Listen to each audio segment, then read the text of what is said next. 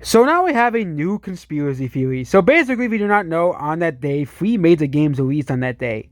Not just Mario Wonder, also Spider-Man 2, I think, released that day. Yeah, it was a pretty big week for games as well. You had Sonic Superstars, Mario Wonder, and Spider-Man 2 as well. Nintendo intentionally released Mario Wonder at the same time to make Superstars flop. It's effed up! Um, Actually, the reason why Superstars flopped, let me tell you the reason why. Okay, the game sucked. That's the simple reason why. If you make a good game, release dates don't matter. The game usually will have good rigs. Example of this is Titanfall 2. A game that, had a very bad first week because it was swamped between Call of Duty and Battlefield, but it had very great rigs going forward, and it actually sold very well, much better than EA thought it would. Another example of this is Mario and Rabbids Sparks of Hope, a game that initially sold very poorly on the Switch 1, but over time it sold very, very well as well. A game that didn't really have this huge opening Nintendo and Ubisoft were expecting, but the game eventually still sold 3 to 4 million copies because it had a very good rigs as well. Another game that did similar to this on the 3DS is Tomodachi Life. Tomodachi Life didn't have a very good first week in the US and Europe as well, but it did well over time because of word of mouth. And of course, the Sonic Superstars was a good game.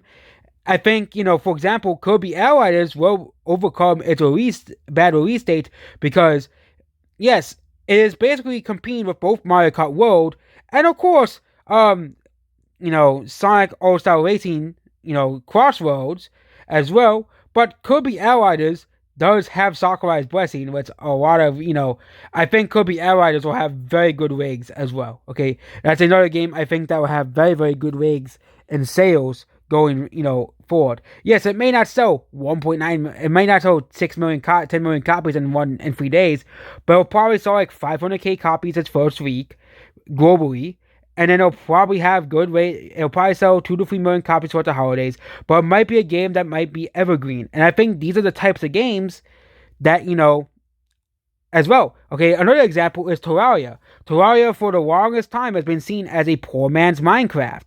Who the hell would want to play Terraria if you have Minecraft? But Terraria still ended up selling 50 million copies as well. Okay, we can't say bad release date is an excuse because there's tons and tons of games at least that people consider good, so they sell well over time. Terraria, Tomodachi Life, Mario plus Rabbids Sparks of Hope, and Titanfall 2 are all examples of games that are widely considered good by the community and having extremely good rigs as well.